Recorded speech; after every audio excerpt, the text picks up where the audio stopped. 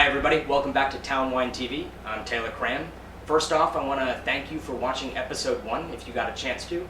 This is a very exciting thing for us to be doing, and it's great to get good feedback, and I'm glad you guys enjoyed it. In this episode, episode 2, we're going to be talking about Stefania, which is a really great winery, one that I'm really excited about, from the Santa Cruz Mountains. And the Santa Cruz Mountains is an appellation in it's south of San Francisco in California. It is a mountainous region. It is influenced by the ocean. You're getting really good fog, and what that does to the wines is it gives them intensity, gives them a lot of flavor, a lot of complexity, but it also gives them natural acidity, and so they're not big and ripe and fat. They're just very controlled, and they're elegant and they're reserved, and very interesting wines. The appellation itself was given its AVA in 1981, but the history and of winemaking goes back to the 19th century. Right now, there's only 1,500 acres under vine, but with a potential of over 300,000 acres. So one of the lucky guys that has land there and is making wines is Paul Romero at Stefania Wines. He's by far a star in California. He's underrated. Not a lot of people know about him, but really making interesting, complex, fantastic wines. So I'm going to talk about 3 of his wines today, and I hope you enjoy them.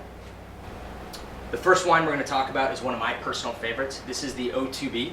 The O2B is actually named after their hot tub that they have in their backyard that looks over the vineyard, which is the base of this wine. There's a number of different vineyard sites they use to supplement the wine off their base vineyard, but it's named after that, which is a pretty interesting story.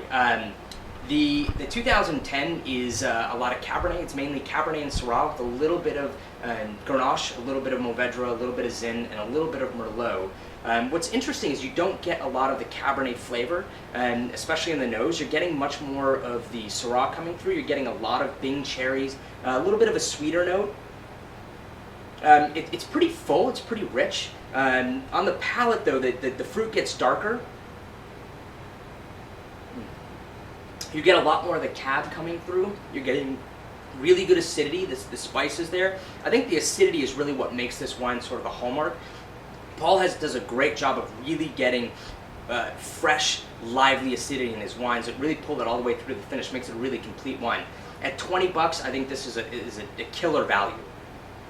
The next wine I want to talk about is a brand new wine for Stefania, which they're excited about, I'm certainly excited about. It's the Nueva Casa de los Padres, which translates to the new home of the fathers. The wine is actually named after 2 things. It's first named after Châteauneuf-du-Pape, which it's a blend which it's built after, which Châteauneuf translates to the new home of the Pope. The second thing it's in reference to is the Franciscan fathers who started planting grapes back in California and were sort of the forefathers for the California wine industry. This is a blend of Syrah, Grenache, and just a little bit of Mourvedre, which is not a typical Châteauneuf blend, because typically you can get a little bit more Grenache as you get in the Southern Rhone. But other than that, it's made after that. It's really cool wine. You're getting the Grenache immediately leaps out of the glass. You're getting that brightness. You're getting that strawberry fruit. You're getting a little bit of earthiness, which is pretty classic for Châteauneuf. You're getting a lot more richness and power on the palate. You're not getting a lot of tannins. They're very ripe. They're very integrated. Again, the acidity is really interesting. It's really fresh.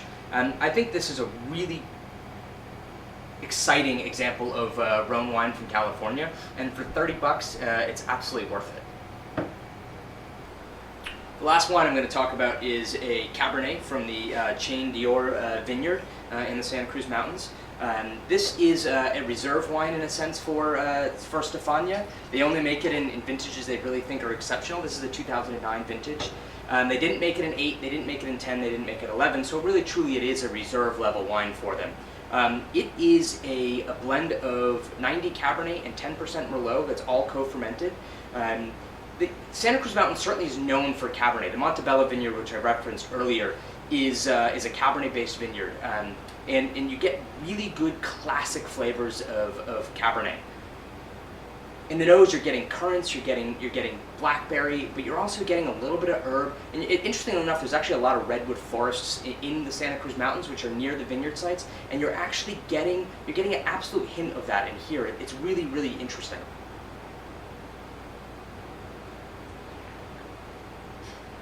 On the palate, you're getting a little bit of chocolate. You're getting a lot of that new oak. There's about 75% new oak on here. It's a really nice accent to the wine. You're getting great concentrated berries. You're getting really good acidity. And again, there's some tannin here that Stefania feels, and Paul really feels that this wine's going to age really well. And tasting it now, I absolutely agree with that. This is an absolute steal at $35. I think you guys would be well deserved picking up a bottle of this. So these are the 3 wines that we talked about. Thank you very much for watching episode 2. Leave us your thoughts on YouTube. Leave us your thoughts on Facebook. Come in the store. Let us know what you think. But again, thank you for watching.